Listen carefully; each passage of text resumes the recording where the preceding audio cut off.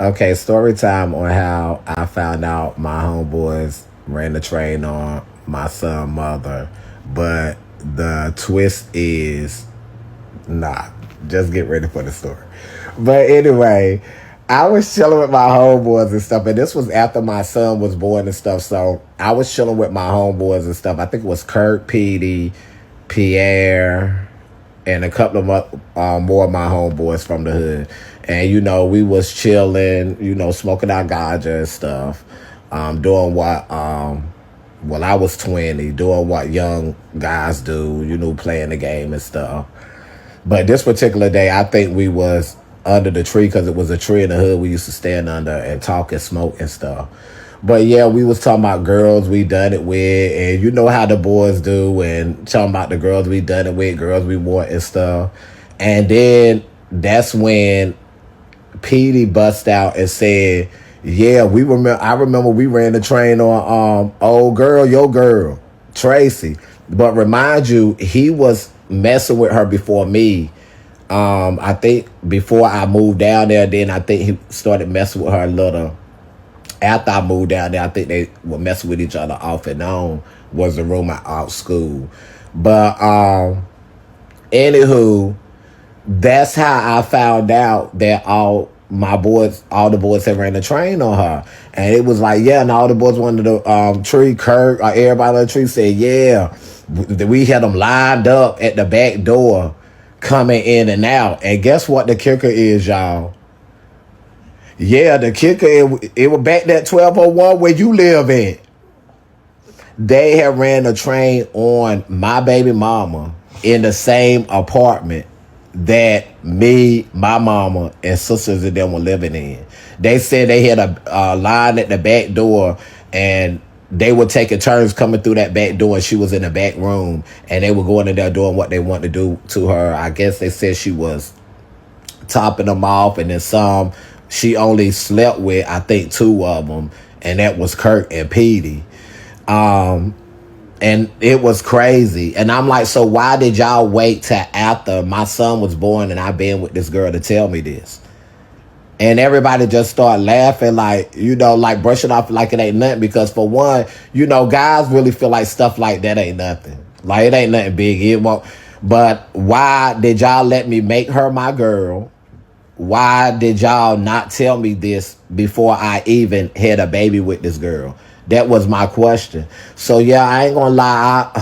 I had a grudge with them for a little bit, but I came back around and started back talking to them and stuff like that because I ain't gonna lie, it was really like my homeboys of the hood. When I moved down there, I met all these dudes, and I used to just walk out and go to my car, get dressed, go to my car and leave because it really ain't nothing to do down there.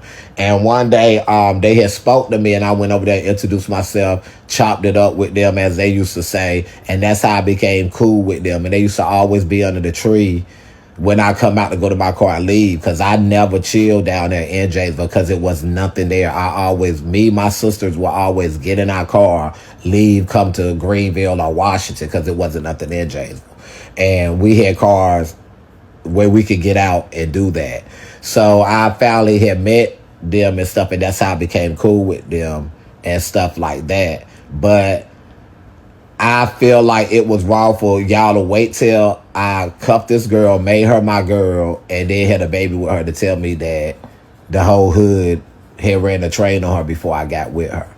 Of course, I asked her about it. Of course, she tried to say it was a lie. Everything that I hear about her is a lie.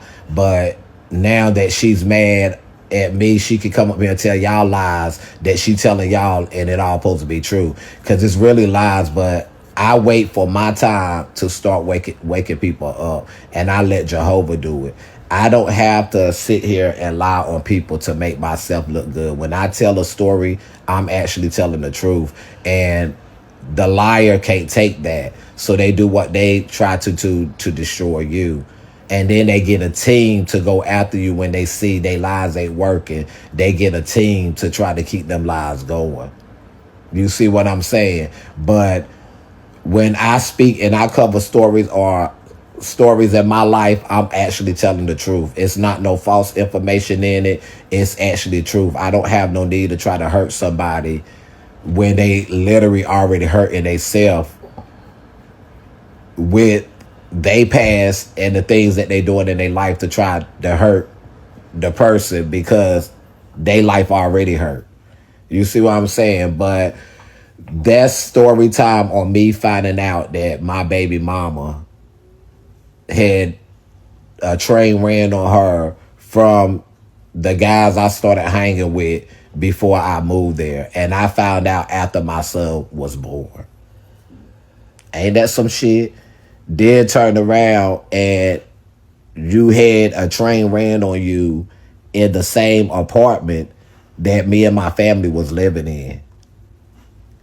Got story time on when how my son ended up going with me to a fake fight that I knew wasn't going to happen. Okay, I had got up that morning. I always go live and let my supporters see my routine with my son and how I deal with autism with my son. So I had got up that morning and started helping him get dressed because he still need help getting dressed. Sometimes he don't clean himself good and stuff. And when he come with me, I would teach him that because I teach him a lot of things when he come with me. And when I call my baby mama, she be like, well, he don't do that with me. So, hint, hint, clue, clue. So, I was getting him ready to take his shower and stuff and brush his teeth and cut his hair. He was in the bathroom taking a shower and stuff, and I was downstairs cooking breakfast. So after he get out and stuff, I go up there and make sure everything is good with him. Make sure he clean good and make sure he brushed his teeth and oil down good. And as I'm on live, I'm just getting threats after threats on my live. We gonna kill. We gonna you. We gonna your son. Come to Red Oaks. I'm pulling up 5 minutes. I'm pulling up 10 minutes. We don't like you. Delete your TikTok. So at that point, I got mad because anybody that know me, I don't like threats. I don't take threats lightly, and I don't take nobody fucking with me when I'm not fucking with them. So all of this going on in my live, and I couldn't take it no more because for one, I can't see how people threaten people with their kids. So y'all sitting on the internet talking about I took my son to a fight, but y'all didn't have no problem harassing and threatening me while I got my son the weekend and sharing him through my content with my supporters. Y'all didn't find nothing wrong with threatening me, telling me to pull up with my son. So I was on live when it happened. That's how they got the clips to go back and misconstrue y'all. So I said, fuck it. Y'all not going to play with me when I got my child, nor is y'all going to threaten me when I got my child because somebody will be 6 feet under because I don't play that when I got my child. But of course, I knew that it was just internet thugs and finger fucking the keyboard. So I pulled the fuck up the Red Oaks. And when I got there, nobody was there, as I suspected. They were saying I'm 5 minutes away. I'm 3 minutes away. I pull up, even was out there for 5 minutes, showing all around, here I am where y'all at. So that's why I stopped entertaining that part, because I knew these people were just trying to rage and clickbait to get content to go add to the troll pages like they did misconstruing y'all, where y'all see all these clips that they put to the troll pages. That's not my entertainment that y'all be believing. Instead of coming and click on my page and watch my entertainment, the real lives, the real entertainment, y'all go click on the troll page and watch their screen recording and the lies that they put in the screen recordings to try to manipulate y'all to make us look something we not. So that's the story time on me pulling up the Red Oaks with my son.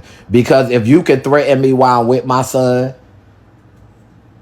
I can pull up and handle you because I know shit ain't gonna happen to my son. He's gonna remain safe because I know me and I know what I'm about. Y'all think y'all know me and y'all think y'all know what I'm about, but y'all don't.